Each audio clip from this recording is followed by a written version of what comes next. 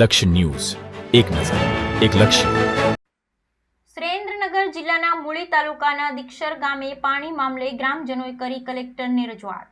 દીક્ષર ગામે પીવાનું પાણી ન હોવાથી કલેક્ટરને આવેદનપત્ર પાઠવ્યું હતું. દીક્ષર ગામે સિંચાઈ વિભાગ દ્વારા ઉરમાયું વર્તન કરતા હોવાના ગ્રામજનોના આક્ષેપ લગાવ્યો હતો. ત્યારે ગામમાં આવેલ તળાવ અને ચેકડેમ ભરવા માંગણી પણ ગ્રામજનો દ્વારા જિલ્લા કલેક્ટરને જણાવ્યું હતું. ગામના સરપંચ દ્વારા જણાવ્યું હતું કે પશુ અને લોકોને પીવાના પાણી ન મળતું હોવાથી હાલાકી ભોગવવી પડી રહી છે. અનેક વખત રજૂઆત કરવા છતાં કોઈ નિરાકરણ ના આવતા ગ્રામજનોમાં રોષ જોવા મળ્યો હતો. Bureau report Brijesh Trivedi, Surendranagar. મારું નામ પરમાર બલભદ્રસિંહ પરમાર, સરપંચ દીક્ષર ગામ.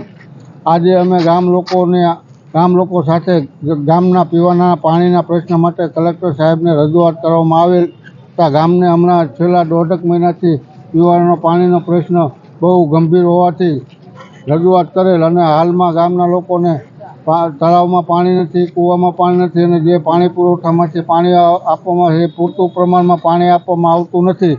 8 કલાક આપવામાં આવે છે, એમાં ઘણી વખત લાઇટો જતી રહે, કાં કહે છે સંપમાં પાણી નથી. આવા અનેક પ્રશ્નો હોવાથી ગામને પાણી અને લાઇનની અંદર પાણી ચોરી પણ થતી હોવાથી અમને પાણી આપતા નથી.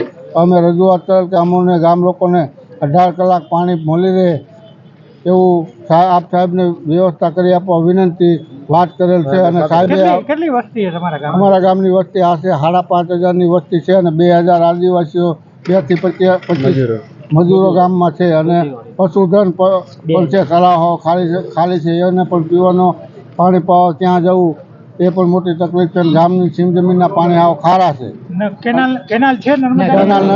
કેનાલ નથી, પણ પાણી પુરવઠાની મિલીભગતના કારણે એજન્સી અને પાણી પુરવઠાની મિલીભગતના કારણે અમને આ પાણી મળતું નથી. કારણ કે એમની અંદર એકાબીજા મળેલા છે અને અમારા ગામ પ્રત્યે દ્રોહ રાખી અમને પરેશાન કરવાની, ગામને હેરાન કરવાની આ કોમલબેન અડાલજાની વાત છે. ખોટા ઉપર રિપોર્ટ ગાંધીનગરમાં મેસેજ આપી કે અહીંયા પાણી પૂરતું મળે